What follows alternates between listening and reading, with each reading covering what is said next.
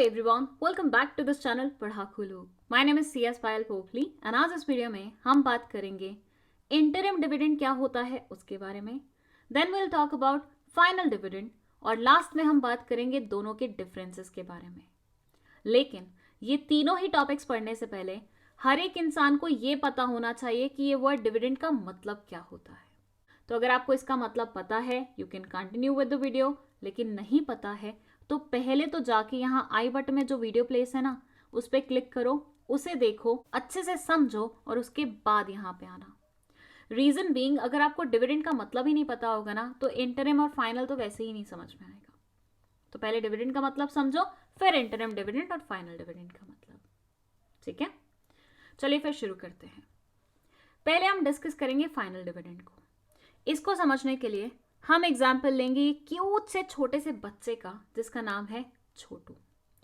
छोटू भाई साहब हैं अभी 6th क्लास में, लेकिन छोटू भाई साहब को बहुत जल्दी ही बहुत सक्सेसफुल बनना है। तो इनको ये है कि भैया जल्दी जल्दी मैं अपनी क्लासेस कंप्लीट करूं और नेक्स्ट क्लास में जंप करूं। अभी छोटू भाई साहब कौन सी क्लास में है? ये 6th में है। कहाँ जंप करना चाहते हैं? 7th में जंप करना चाहते हैं। तो अब यहाँ क्वेश्चन खड़ा होता है कि इसके लिए इन्हें क्या करना पड़ेगा, 6th से 7th में ये कैसे मूव होंगे। तो उसका आंसर है इन्हें देने पड़ेंगे 6th क्लास के फाइनल एग्जाम्स। ऐसा ही होता है ना, जब भी किसी बच्चे को एक क्लास से नेक्स्ट क्लास में प्रमोट होना होता है तो उसे देने पड़ते हैं फाइनल एग्जाम्स। क्या ये प्रमोशन क्वार्टरली एग्जाम या फिर यूनिट टेस्ट के बाद हो सकता था? तो आंसर है बिल्कुल नहीं हो सकता था। ये प्रमोशन एक बच्चे का from one class to another class सिर्फ और सिर्फ फाइनल एग्जाम्स के बाद ही हो सकता है। तो यहां समझिए आप रेलेवेंस इस वर्ड फाइनल की। डिविडेंड के केस में भी अगर फाइनल वर्ड आगे ऐड हो जाए तो इसका मतलब कुछ ऐसा ही होता है। हर कंपनी के ना फाइनेंशियल रिकॉर्ड्स बनते हैं जो कि एक फाइनेंशियल ईयर से बिलोंग करते हैं। फाइनेंशियल ईयर तो समझते हैं ना आप, अप्रैल में शुरू होती है, मार्च में खत्म होती है, बस उसी के बारे में बात हो रही है यहाँ पे। जब इस फाइनेंशियल ईयर के रिकॉर्ड्स बनते हैं तो ऑब्वियसली इसको चेक भी किया जाएगा शेयर होल्डर्स द्वारा। लेकिन शेयर होल्डर्स मिलेंगे कब? शेयर होल्डर्स मिलेंगे फाइनेंशियल ईयर के एंड होने के बाद जो एजीएम होती है उसमें। Now what is this AGM? ये एक मीटिंग होती है जो कि हर साल कंपनी वालों को कंडक्ट करना जरूरी होता है। इसमें सारे शेयर होल्डर्स, ऑडिटर्स, डायरेक्टर सब लोग आते हैं और पूरा ब्यौरा चेक करते हैं कि फाइनेंशियल ईयर में कंपनी ने किया क्या क्या है, कौन कौन से डिसीजन लिए हैं, क्या एडिशंस हुए हैं, क्या सब्सट्रैक्शंस हुए हैं, कैसा फाइनेंशियल ईयर गया, क्या फाइनेंशियल परफॉर्मेंस थी। ये सारी चीजों के ऊपर डिस्कशन होती है। और ज्यादा एजीएम को समझना चाहते हैं तो let me know in the comment section, में उस पर अलग से वीडियो बना दूंगी।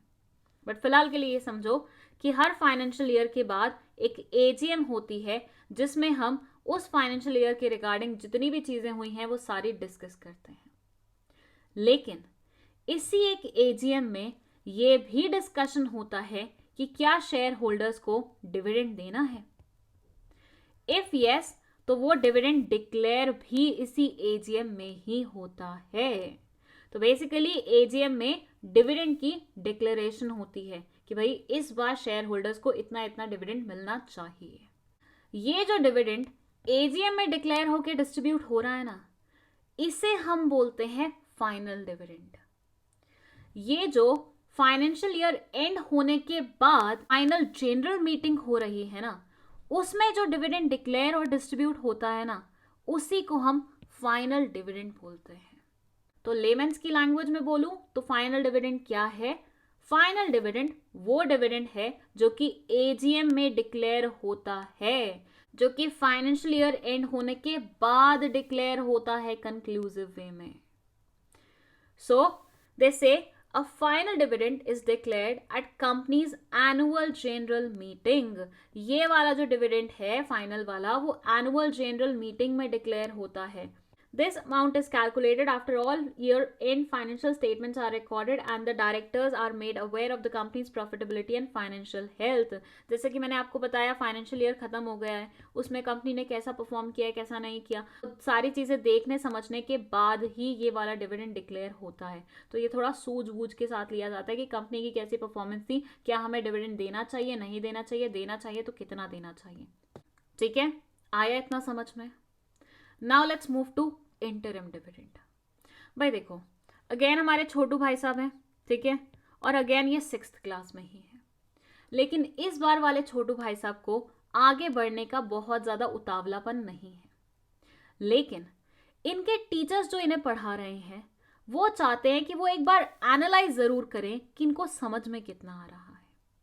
भाई देखो, एक क्लास से दूसरी क्लास में जंप करना था तो फाइनल एग्जाम ले लिए, ये समझ लिया कि कितना समझ में आया, कितना नहीं आया, क्या ये तैयार है नेक्स्ट क्लास के लिए कि नहीं है. लेकिन बीच बीच में भी तो थोड़े बहुत टेस्ट लेते रहने चाहिए ना इंसान के, ताकि ये पता लगता रहे कि उनको चीज़ें समझ में आ भी रही हैं कि नहीं आ रही हैं. तो ये एग्जाम्स यूनिट टेस्ट की फॉर्म में हो सकते हैं, ये एग्जाम क्वार्टरली एग्जाम्स के फॉर्म में हो सकते हैं, ये एग्जाम हाफ ईयरली फॉर्म में भी हो सकते हैं. लेकिन अगेन इन एग्जाम से कोई फाइनलिटी नहीं निकलती है. बस ये समझ में आता है कि भैया बच्चे को समझ में आ रही हैं चीज़ें कि नहीं आ रही हैं, आगे ले जाने लायक है कि नहीं है, कहीं इस पर ज़्यादा फोकस करने की ज़रूरत तो नहीं है. अब भाई देखो, फाइनल एग्जाम्स तो ईयर के एंड में हुआ करते थे, राइट. लेकिन ये तो यूनिट टेस्ट है, ये तो क्वार्टरली एग्जाम है, ये तो हाफ ईयरली एग्जाम है. दैट मीन्स ये इस ईयर के बीच बीच में ही हो जाएंगे. इसके लिए आपको ईयर एंड तक का वेट नहीं करना पड़ेगा. इंटरिम डिविडेंड का भी कुछ ऐसा ही मानना है. ये बोलते हैं कि भैया क्यों शेयर होल्डर्स को हम एजीएम तक लटका के रखें, क्यों हम उनको इतना इंतजार कराएं. अगर कंपनी अच्छा परफॉर्म कर रही है तो क्या हम बीच में उनको डिविडेंड नहीं दे सकते हैं? क्या हम उनको बीच में खुश नहीं कर सकते हैं? बिल्कुल कर सकते हैं ना. तो फाइनेंशियल ईयर के बीच में अगर कोई डिविडेंड डिक्लेयर होता है तो उसे हम इंटरिम डिविडेंड बोलते हैं. ये होता है बीच वाला डिविडेंड, मतलब ईयर के बीच में आएगा, एनुअल जनरल मीटिंग से पहले आएगा. तो सिंपल सा लॉजिक है, अगर एजीएम में कोई डिविडेंड डिक्लेयर हो रहा है तो वो फाइनल डिविडेंड कहलाया जाएगा. लेकिन एजीएम से पहले फाइनेंशियल ईयर में अगर कोई डिविडेंड डिक्लेयर हो रहा है तो उसे हम इंटरिम डिविडेंड का नाम देते हैं. So it says the interim dividend means the dividend a company declares and pays before the annual general meeting, before the end of financial year and before issuing its financial statements. So इन तीनों के before अगर कोई भी dividend declare होता है तो उसे हम इंटरिम डिविडेंड का नाम देते हैं. भाई ये समझ लो, जो फाइनल नहीं है वो इंटरिम होगा. फाइनल कौन सा होगा? जो एजीएम में डिक्लेयर हुआ है. तो एजीएम है तो फाइनल वाला होगा. उसके अलावा कोई भी अगर डिविडेंड डिक्लेयर हो रहा है वो इंटरिम के अंदर आ जाएगा. आया इतना समझ में? चलो अब बात करते हैं इन दोनों के डिफरेंसेस के बारे में. यहाँ आप देख सकते हैं बेसिस के पॉइंट्स लिखे हुए हैं. ये इंटरिम वाला डिविडेंड है और ये फाइनल वाला है. बेसिस में फर्स्ट पॉइंट है टाइमिंग ऑफ पेमेंट. पेमेंट का टाइमिंग क्या रहेगा? इंटरिम के केस में ये बोलते हैं कि फाइनेंशियल ईयर एंड होने के पहले कभी भी पेमेंट हो तो वो इंटरिम वाला होगा. लेकिन फाइनल के केस में ये बोलते हैं कि फाइनेंशियल ईयर एंड होने के बाद जो पेमेंट होगा वो फाइनल में आएगा. अप्रूवल प्रोसेस की बात करो तो इंटरिम डिविडेंड डिक्लेयर करने के लिए सिर्फ और सिर्फ बोर्ड ऑफ डायरेक्टर्स का अप्रूवल रिक्वायर्ड होता है. वेयरएज फाइनल की बात करो तो क्योंकि ये एजीएम में डिक्लेयर होता है और एजीएम में शेयर होल्डर्स प्रेजेंट होते हैं तो उनसे बिना पूछे तुम कैसे ये डिविडेंड डिक्लेयर करोगे. तो फाइनल वाला डिविडेंड शेयर होल्डर से पूछ के किया जाता है. अमाउंट की बात करें तो इंटरिम क्योंकि फाइनेंशियल ईयर के बीच में कभी होता है तो वो थोड़ा सा छोटे अमाउंट का रहता है, क्योंकि पता नहीं है ना कि बाकी का फाइनेंशियल ईयर कैसे जाने वाला है. तो पहले से ही कैसे आंकलना लगा के तुम्हें भर भर के इंटरिम डिविडेंड देते. जैसे होता है ना, फाइनल एग्जाम में जो क्वेश्चंस आते हैं वो हमेशा टफ होते हैं in comparison two unit test या क्वार्टरली एग्जाम में क्वेश्चंस जो आते हैं, क्यों ऐसा किया जाता है? क्योंकि बीच में तो हम नॉर्मली देखना चाहते हैं ना, अच्छी प्रेपरेशन तो इंसान फाइनल एग्जाम के पहले ही करेगा ना, बिल्कुल वैसा ही है। फाइनल डिविडेंड की बात करें तो इनका अमाउंट यूजुअली ज्यादा होता है, क्योंकि एक बार आपने पूरी जांच पड़ताल कर ली कि फाइनेंशियल ईयर में कितना इंसान ने कमाया है, कितना नहीं कमाया है, तो उसके बाद आप पेमेंट दे रहे हो तो आप सोच समझ के ही दोगे ना। और छोटा अमाउंट तो देना ही क्यों है? अगर छोटा अमाउंट ही बचा है आपके पास तो फाइनल डिविडेंड देना ही क्यों है? मत दो इस बार डिविडेंड, सिंपल सी बात। नेक्स्ट पॉइंट है रिवोकेशन। इसका क्या मतलब हुआ कि एक बार अगर कंपनी ने डिक्लेयर कर दिया कि हम इंटरिम डिविडेंड देने वाले हैं, तो क्या उसके बाद वो पलट सकती है? एक बार जो तीर आपके बांध से निकला है, क्या उसे रोका जा सकता है? तो इंटरिम डिविडेंड के केस में वो बोलते हैं कि हाँ बिल्कुल रोका जा सकता है, बस शेयर होल्डर्स की कंसेंट रिक्वायर्ड होगी उसके लिए। लेकिन when it comes to final dividend, ये एक ऐसा तीर है जो चाह के भी नहीं रोका जा सकता है। तो यहाँ पे रेवोकेशन नहीं की जा सकती। एक बार आपने डिक्लेयर कर दिया फाइनल डिविडेंड तो भैया फिर तो देना ही देना पड़ेगा। नेक्स्ट है आर्टिकल ऑफ एसोसिएशन। इसमें ये बोलते हैं कि इंटरिम डिविडेंड देने के लिए आर्टिकल ऑफ एसोसिएशन में पहले डिक्लेरेशन होनी चाहिए। आर्टिकल ऑफ एसोसिएशन क्या होता है? बेसिकली इंटरनल फंक्शनिंग के लिए जो लिखा जाता है ना, पूरा ब्यौरा, पूरा एक पेज प्रिपेयर किया जाता है, उसको आर्टिकल ऑफ एसोसिएशन बोलते हैं। और ज्यादा डिटेल में जानना चाहते हो तो इस पे वीडियो बनी हुई है, यहाँ आई बटन में प्लेस कर दूंगी, जाके देख लेना, ठीक है। यहाँ पे अगर ब्रीफ में बोलूँ तो इंटरिम डिविडेंड अगर किसी कंपनी को डिक्लेयर करना है तो उसके लिए जरूरी है कि आर्टिकल ऑफ एसोसिएशन में पहले ऑथराइजेशन दी गई हो।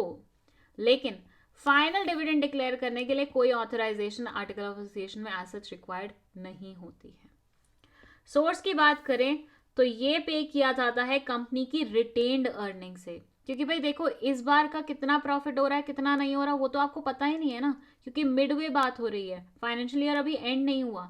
तुम आगे के मंथ्स में प्रॉफिट जनरेट करने भी वाले हो, लॉसेस जनरेट करने वाले हो, क्या करने वाले हो आपको नहीं पता ना। तो ये बोलते हैं कि ये वाला पुरानी जो आपकी सेविंग्स पड़ी हुई है ना उसमें से दिया जाता है। When it comes to final dividend, ये आपकी करंट ईयर की अर्निंग्स में से पे किया जाता है, क्योंकि फाइनेंशियल ईयर एंड होने के बाद ये पे हो रहा है। तो आपने जान लिया कि आपको कितना प्रॉफिट हुआ कितना नहीं हुआ, तो उसके अकॉर्डिंग आपने डील कर लिया। And that's it. यहाँ पे सारे डिफरेंसेस हमारे कंप्लीट होते हैं। आई होप आपको ये वीडियो बहुत अच्छे तरीके से समझ में आई है। कोई भी डाउट है कमेंट सेक्शन में जाके लिख दो। अगर किसी पर्टिकुलर टॉपिक पे आपको चाहिए कि हम लोग वीडियो बनाएं तो let us know in the comment section. और अगर वीडियो पसंद आई है तो लाइक करने की जहमत उठा देना, एंड साथ ही साथ चैनल को सब्सक्राइब कर लेना और अपने दोस्तों के साथ शेयर भी कर देना। And that's it. Thank you so much for watching this video.